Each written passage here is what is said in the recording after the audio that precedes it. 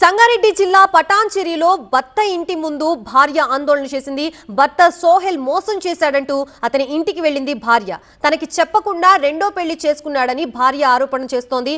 భర్త కుటుంబం దాడికి యత్నించడంతో డైల్ 100కి భార్య కాల్ చేసింది. ఘటనా స్థలానికి చేరుకుని మహిళని పోలీస్ స్టేషన్కి తరలించారు పోలీసులు. పెద్దల సమక్షంలో పంచాయతీ జరిగినా అల్లుడి తీరు మారలేదని మామ ఆవేదన వ్యక్తం చేశారు. పెళ్లికి 1.5 కోటి కట్నం ఇస్తే ఆడపిల్ల పుట్టిందనే కారణంతో మరో పెళ్లి చేసుకున్నాడంటూ సోహెల్ పై మండిపడ్డారు. కట్నం ఇచ్చి 50 తులాల బంగారం ఇచ్చి మళ్ళీ ఒక కారు ఇప్పిస్తా, ఇల్లు ఇప్పిస్తా అని కూడా మొన్న గతంలో పంచాయతీ అయితే చెప్తే కూడా ఆడపిల్ల పుట్టింది, ఎట్లా పుడుతుంది ఆడపిల్ల, నాకు మగపిల్లగాడు కావాలి, ఎవరికి కన్నా అని చెప్పేసి కొట్టి ఎలగొడితే మేము గత 2 రోజుల కింద మా పెద్ద మనుషులు వచ్చి మాట్లాడితే నాకు 2 రోజుల టైం కావాలి, నేను మాట్లాడతామని చెప్పారు. సరే అని వాళ్ళ మీద నేను వదిలేస్తే మళ్ళీ ఇంకో అమ్మాయిని ట్రై చేసి పెళ్లి చేసుకుని